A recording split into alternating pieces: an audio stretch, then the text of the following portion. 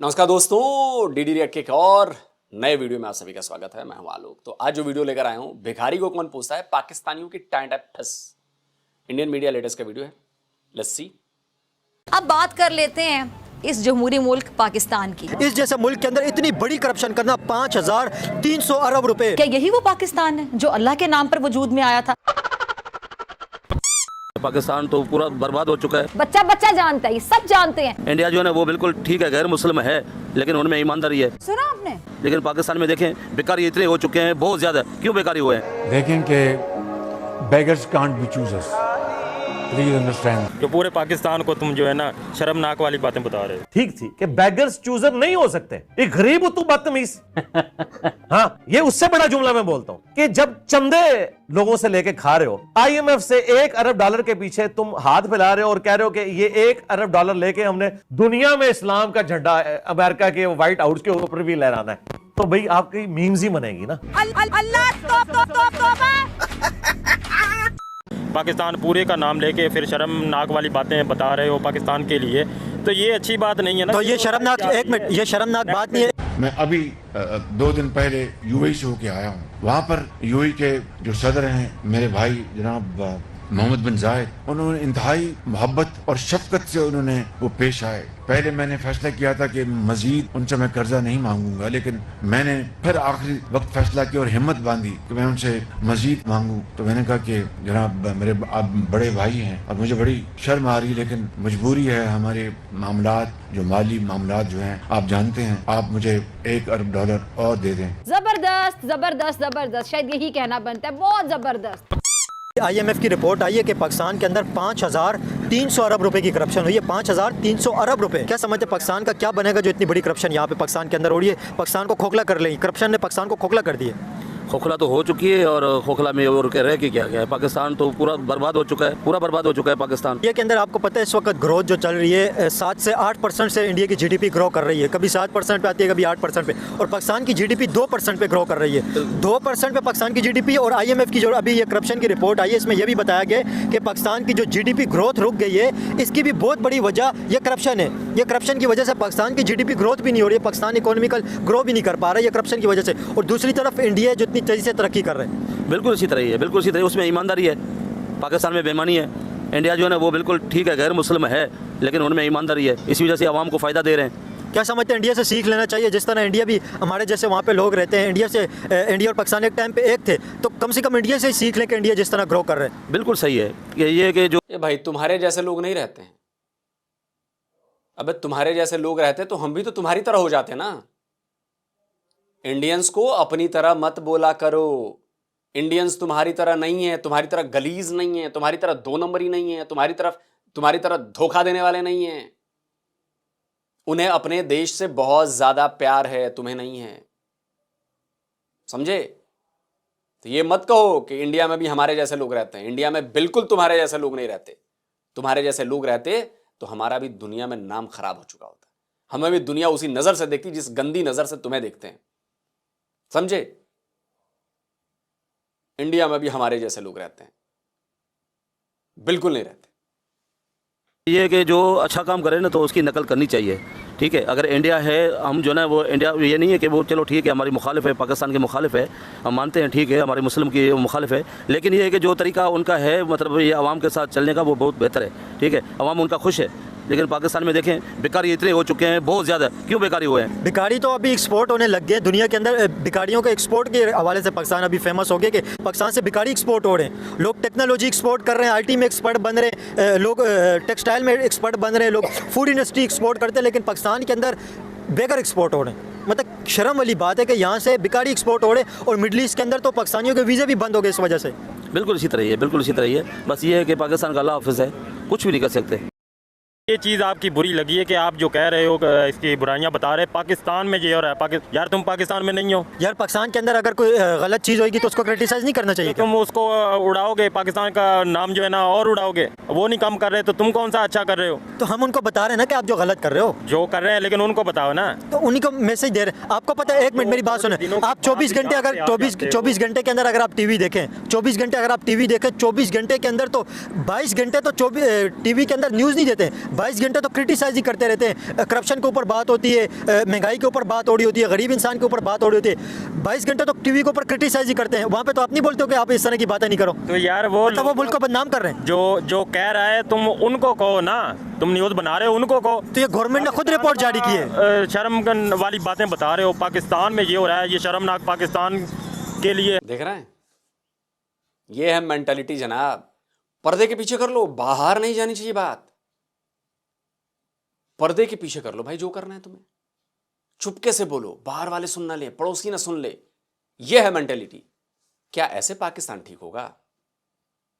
जब तक क्रिटिसाइज करोगे नहीं, ढंग से बोलोगे नहीं, आवाज नहीं उठाओगे। और तो मैं देख रहा हूं कि पाकिस्तानी मीडिया में भी एक दो लोग हैं जो आर्मी और सरकार पर सवाल उठा रहे हैं। वो कह रहे हैं, मतलब मैंने क्लिप देखी, वो क्लिप लगा देता हूँ। वो क्लिप देखिए मैंने, उस क्लिप में बात की जा रही है कि ये आसिम मुनीर और ये शहबाज शरीफ फॉरेन टूर्स पे जा रहे हैं, विदेशों में जा रहे हैं, अरबों रुपए उड़ा रहे हैं, और जबकि जो पाकिस्तान के भीतर उनकी आवाम है वो बेचारी भूखों मर रही है, उनको प्रॉब्लम हो रही है। लगाइए भाई, क्लिप लगाइए। जी, ये बोर्ड ऑफ पीस तो असल में एक साइड किक है। ये असल तो ये वर्ल्ड इकोनॉमिक फोरम की मीटिंग है स्विट्ज़रलैंड के अंदर, डेवोस के अंदर। वहाँ पे सारी दुनिया के जो है लीडर्स वहाँ आए हुए हैं, और पाकिस्तान से भी अल्हम्दुलिल्लाह हमेशा की तरह एक जहाज़ भर के जो है प्राइम मिनिस्टर जो है अपने वज़रा के साथ वहाँ पहुँचे हुए हैं। और वरना कोई पिछले साल भी गए थे और इस साल भी जाके वो तकरीर भी फरमा रहे थे। तो पाकिस्तान को पास कोई हमने डेवलपमेंट या इकोनॉमी में कोई इतने अछूते काम नहीं किए। इनफैक्ट हम दुनिया के बुरे तरीन मुल्कों में हैं डेवलपमेंट के और इकोनॉमिक परफॉर्मेंस के हवाले से। तो हमें ऐसे मौक़ों पे अवॉइड भी कर लेते तो अच्छा था। एक आधा कोई ब्यूरोक्रेट या कोई छोटा सा वजीर भेज देते खानापुरी के लिए तो काफ़ी था। मगर क्योंकि ऐसे मौक़ों पर कोई भी फ्री भी मिस नहीं की जाती, जहाज़ भर के जाना ज़रूरी है। सैरें होती हैं, बड़े आराम से स्विट्ज़रलैंड में फिरा जा रहा है। जब यहाँ लोग भूख से मर रहे हैं तो प्राइम मिनिस्टर भी कह बेहतर, वो अपनी तकरीर में उनकी सुन रहा था पाकिस्तानियों से जो खिताब में कि हम थर्ड वर्ल्ड मॉडल के लिए, थर्ड वर्ल्ड के लिए मॉडल मुल्क है। लेकिन ऐसे सवाल पूछने वाले इक्का दुक्का लोग हैं। ये सवाल आम आदमी को पूछना चाहिए।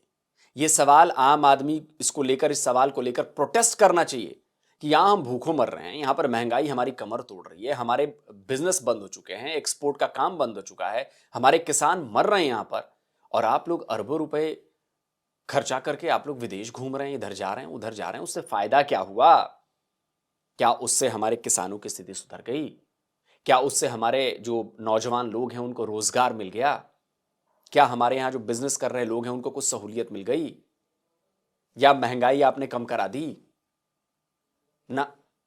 और वो किसके पैसे हैं जिस पर आसिम मुनीर और शहबाज शरीफ जहाजों में चढ़ के बाहर घूम रहे हैं? किसके पैसे हैं? वो आपके पैसे हैं पाकिस्तानियों।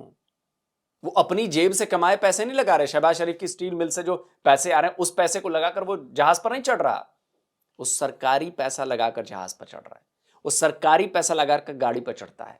आसिम मुनीर सरकारी पैसा लगाकर हवाबाजियां कर रहा है, बुलेट प्रूफ जैकेट पहनता है। वो सरकारी पैसा कौन सा है? जो आपसे लिया गया है। लेकिन पाकिस्तानियों ने समझना नहीं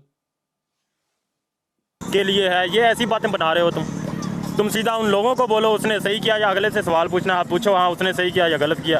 किससे पूछे आप बताएं? लोगों से जैसे पूछ रहे हो पैसा किसका चोरी हुआ है? कि पैसा किसका चोरी हुआ ये बताएं। यार जिसने चोरी किया या जिसने करवाया, तुम उसके बारे में कोई लोगों से सवाल करो ना। ये तो उसी के बारे में बात कर रहे हैं ना, जो पब्लिक का जो पैसा चोरी हुआ है, इतनी बड़ी जो करप्शन हुई है। पाकिस्तान को बदनाम करने की क्या जरूरत है?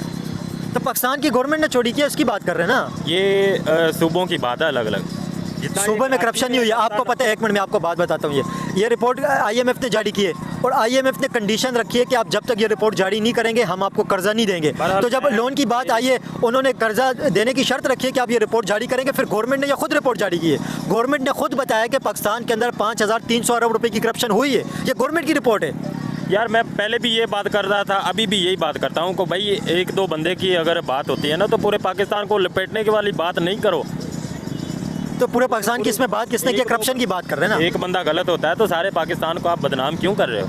ये गलत कर रहे हो, मैं आपको बता रहा हूँ। जो पूरे पाकिस्तान को तुम जो है ना शर्मनाक वाली बातें बता रहे हो। मतलब आपको क्या लगता है ये करप्शन हुई है, करप्शन पे बात नहीं करें? यार मुझे उसका नहीं पता है। तो आपको नहीं पता, मैं आपको बता रहा हूँ ना, जो करप्शन हुई है उस पर बात कर रहे हैं। तो भाई से सवाल कर रहे थे तो मैंने यहाँ खड़ा हो गया, सुना है आपने जो पाकिस्तान पूरे का नाम लेके फिर शर्मनाक वाली बातें बता रहे हो पाकिस्तान के लिए, तो ये अच्छी बात नहीं है ना। तो ये शर्मनाक, एक मिनट, ये शर्मनाक बात नहीं है, एक मिनट, ये शर्मनाक बात नहीं है। 5,300 अरब रुपए की करप्शन हुई है, और एक इंसान, गरीब इंसान जो 1,000 रुपए दिन का कमा नहीं सकता है, और इस जैसे गरीब मुल्क के ऊपर, जहाँ पे अभी वर्ल्ड बैंक की रिपोर्ट आई है कि पाकिस्तान के अंदर 50% आबादी खतरा गुर्बत से नीचे ज़िंदगी गुजार रही है, इस जैसे कंट्री के अंदर इतनी बड़ी करप्शन होना, ये शर्मनाक बात नहीं है। ये आप जब से पैदा हुए हो, आप कहाँ के हो? मैं पाकिस्तान का ही हूँ। पाकिस्तान के। जब तक आप पैदा हुए आपने होश संभाला, अब तक कोई हालात सुधरने में नजर आए? मैंने तो अभी तक नहीं सुना कि हालात ठीक हो गए। अब जब से सुन रहे हो अब तक यही बात आ रही है कि हालात खराब हैं। कभी सुनते ये हो गया, कभी सुनते वो हो गया, कोई ना कोई आए रोज़ नया ड्रामा स्टार्ट हो जाता है। लोग कहते हैं कि अयूब खान के टाइम पे और जुल्फ़िकार अली भुट्टो के टाइम पे हालात ठीक थे, वो 70-80 की दहाई की बात कर रहा हूँ मैं, 60s की बात कर रहा हूँ। उसके बाद तो अभी तक हालात ख़राब ही होते जा रहे हैं। तो हालात किसने सही करने हैं? गवर्नमेंट ने सही करने, जिनके पास पावर है, जो कर सकते हैं। गवर्नमेंट ने नहीं सही करने, हमने करने हैं। हम कैसे? आप बताएं, आप क्या कर सकते हैं, मैं क्या कर सकता हूँ, आप बताएं। जब ये बड़ी करप्शन है उनको बता रहे हो, ये छोटी छोटी करप्शन है हम खत्म करेंगे तो अल्लाह की तरफ से ही जो है ना ये सुधर जाएगा। भाई आवाम का, आप टैक्स, आपने ये टोपी पहनी हुई है, टोपी जहाँ पे बनती है वो कंपनी टैक्स दे रही है? मुझे औरों की पहले दे रही है ना? बुझाओ मुझे। नहीं दे रही है ना, कपड़े पे टैक्स होता है। चले मैं आपसे मैं एक छोटी सी बात कर लेता हूँ। आप ये जो सामान बेच रहे हैं सारा, ये सारा ईरानी सामान है? हाँ, ये ईरानी माल है। आप कह रहे हैं कि आप नेगेटिव बात कर रहे हैं, आप कह रहे हैं कि पाकिस्तान के अंदर करप्शन हो गई और पाकिस्तान के अंदर ये हो गया वो हो गया, इस तरह की बातें नहीं करें। आप जो ये सारा सामान लेके आए ईरान से, 1 रुपये इसके ऊपर टैक्स नहीं होता है, ये सारा स्मगल माल है। आप ये अच्छा काम कर रहे हैं, पाकिस्तान के टैक्स नहीं दे रहे, आप ये अच्छा काम कर रहे हैं। टैक्स तो मुझे नहीं पता, मैं हर चीज़ से 5-10 रुपये कमाता हूँ, मैं अपनी मेहनत निकालता हूँ। देखिए आप अपनी मेहनत निकाल रहे हैं ना, लेकिन ये गलत है ना, गैर टैक्स का नहीं पता जी इन्हें। अब जब पकड़े जा रहे हैं तो कहेंगे नहीं नहीं हमें तो टैक्स का नहीं पता जी, हमें क्या पता जी, हमें क्या पता जी। लेकिन मैं आपको बता दूं कि ये बात भारत में भी है। टैक्स तो भारत में भी नहीं देते लोग, बड़ी संख्या में नहीं देते लोग। पाकिस्तान तो छोड़ ही दो, मैं आपको टैक्स का एक डेटा दिखा देता हूं। मैं आपको अभी कल परसों भी किसी वीडियो में मैंने दिखाया था टैक्स वाला डेटा, लेकिन मैं चाहता हूं कि वो बार बार मैं दिखाता रहूं ताकि भारत के लोगों को भी लगे कि यार कि टैक्स देना कितना ज़रूरी है। मैं आपको डेटा दिखाता हूं, ये देखिए। टैक्स देने का जो डेटा है वो आपकी आंखें खोल देगा। वो बताएगा कि भाई जो काम हमें करना चाहिए वो काम हम नहीं कर रहे हैं। ठीक, ये देखिए, ये मिल गया। Percentage of population paying income tax across the world, पूरी दुनिया में। सबसे ऊपर देखिए कनाडा, 80% जो वहां की पॉपुलेशन है, वहां का 80% पॉपुलेशन टैक्स देती है। जर्मनी की 52.6% पॉपुलेशन टैक्स देती है। यूनाइटेड किंगडम की 49.7% पॉपुलेशन टैक्स देती है। यूनाइटेड स्टेट्स अमेरिका की 48.2% पॉपुलेशन टैक्स देती है। और भारत ओनली 5% भारत की पॉपुलेशन टैक्स देती है। जरा सोचिए दोस्तों कि अगर 5% छोड़ो, 5% पे तो ये हालत है, अगर हम नियर अबाउट 40-50% पर भी हम आ जाए, अगर इस देश के 50% लोग भी टैक्स देने लगे ना, ये देश कहां से कहां पहुंच जाएगा, आपको अंदाजा नहीं है दोस्तों। इसलिए टैक्स दीजिए। आप देखिए 5% लोग भारत में टैक्स देते हैं, 5% पॉपुलेशन ओनली। और ये बहुत शर्मनाक बात है यार। तो इसलिए मैं ये बताना चाहता था कि भाई टैक्स देना बहुत जरूरी है और इससे देश का भला होगा। पाकिस्तान में बड़ा गड़बड़ है मामला। अब देखिए अल जज़ीरा की रिपोर्ट में आपको दिखाता हूं। Elite capture, how Pakistan is losing 6% of its GDP to corruption. Pakistan की जीडीपी का 6% जो है वो करप्शन में चला जाता है। ये अभी 25 नवंबर की रिपोर्ट आई है, पिछले साल की, मतलब कुछ महीने ही हुए हैं। ये इंटरनेशनल मॉनेटरी फंड यानी IMF की ही रिपोर्ट है कि भाई जो करप्शन है पाकिस्तान में, इसके पीछे करप्शन जो है पाकिस्तान में, ये है पाकिस्तान की इकोनॉमिक क्राइसिस के पीछे। और ये स्टेट कैप्चर है, पब्लिक पॉलिसी तो मैनिपुलेटेड है, ये एलीट लोगों ने कैप्चर कर रखा है। अब जरा सोचिए, भारत में भी बहुत करप्शन है यार, भारत में भी करप्शन बहुत ज्यादा है। और मुझे लगता है कि पता नहीं कैसे ये दूर होगा, लेकिन जब तक हम लोग खुद करप्शन करने से नहीं पीछे हटेंगे ना, तब तक ये दूर नहीं हो सकता। चलिए वीडियो आगे देखते हैं।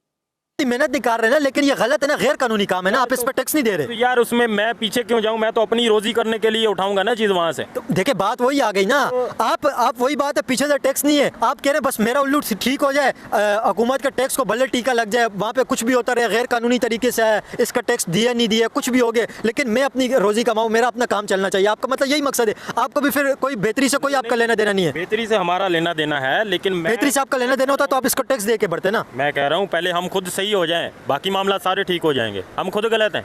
अब आए ना लाइन पे। भाई मेरे ये सवाल आप बंदे से पूछ रहे थे, मैं ये बात सुन के आपकी खड़ा हो गया हूँ कि आप पाकिस्तान का पूरे का नाम जो है रोशन करते फिर रहे हैं, नेट पे ये न्यूज़ जाएगी, तो ये बात मेरे को बुरी लगी तो मैं खड़ा हो गया हूँ। तो करप्शन के ऊपर आप यार करप्शन के ऊपर बात कर रहे हैं, इससे बेहतरी आएगी या खराबी होगी? चलें आप बताएं। अब तक आई है कुछ एफर्ट तो हो सकती है ना, लोगों को कोई तो शऊर आएगा, जो आने वाली नस्ल है उससे शऊर आ जाएगा। मारा मारी है, जब एक दूसरे का हम ख्याल नहीं करेंगे तो हुकूमत हमारा क्या सीधा करेगी। आप क्या समझते हैं कि आप टैक्स नहीं दे रहे, आप ठीक कर रहे हैं, आप ठीक कर रहे हैं? मैं ये समझता हूँ कि मैं 5-10 रुपये इससे कमाता हूँ बस। लेकिन आपको पता ही है गैर कानूनी काम है, आप टैक्स दिए बगैर स्मगल चीज़ें बेच रहे हैं। तो मैं यही कह रहा हूँ ना कि फिर हम खुद गलत है ना। लेकिन जो गवर्नमेंट ने करप्शन इतनी बड़ी की है, इसमें आवाम का कोई कसूर नहीं है। आवाम का जो अभी ये आप टैक्स इसका नहीं दे रहे, आप ये बेच रहे हैं, इसमें आपकी गलती है। एक मिनट, इसमें आपकी गलती है, सुन एक बात सुने ना, इसमें आपकी गलती है, आप टैक्स दिए बगैर ये चीज़ें बेच रहे हैं, ये आपकी गलती है। जो आपका पैसा गवर्नमेंट लूट रही है उसमें आपकी कोई गलती नहीं है, वो लूट रहे हैं, उनकी गलती है, उनका मुसीबत है, ये उनका जुर्म है, ये वो गलत कर रहे हैं। मैं वही बात कर रहा हूँ, छोटी छोटी बातें। अल्हम्दुलिल्लाह हम मुसलमान हैं, ठीक है, हमारे में कुरान जो है ना सब अल्लाह की कलाम है। हम बड़े मुसलमान हैं लेकिन करप्शन पूरी करते हैं। हुक्मरान ठीक हो जाए, हम उसको बुरा भला कहते रहेंगे ना, लेकिन अल्लाह का ये कुरान का फैसला है कि अवाम जैसी होगी वैसा हुक्मरान होगा। हम फिर कुरान तो उनको नहीं झुटला सकते ना, हम मुसलमान हैं।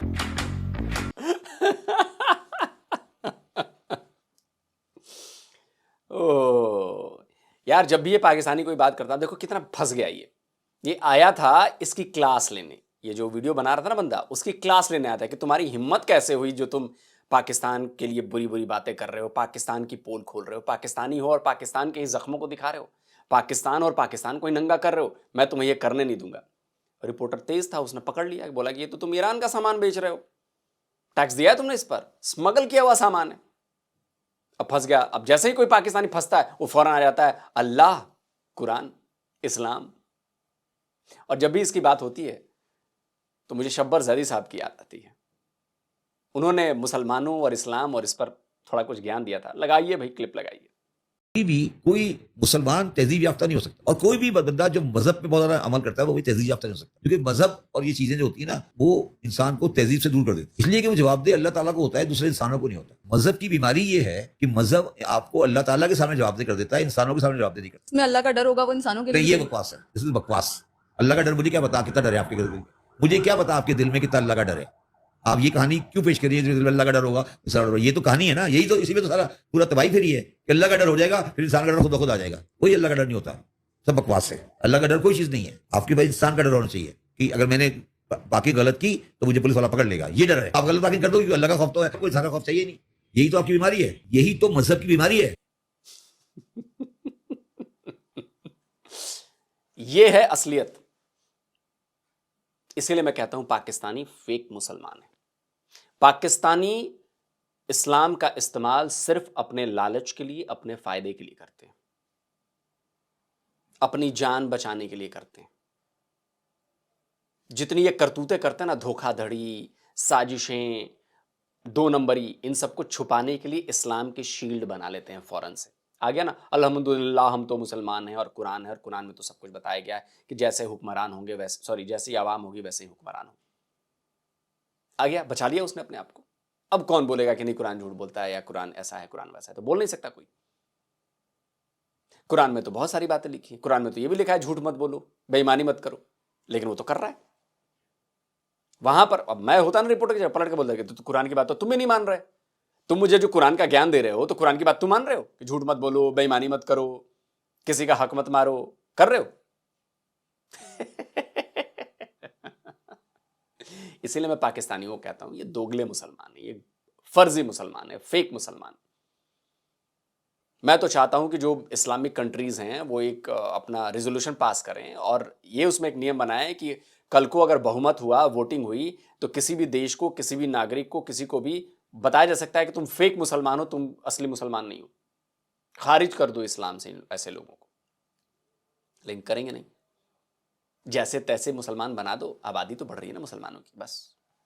तो दोस्तों, क्या कहते हैं आप इस वीडियो पर? कमेंट करिए, अपनी राय दीजिए। जल्दी मिलता हूं एक और नए वीडियो के साथ। नमस्कार, जय हिंद।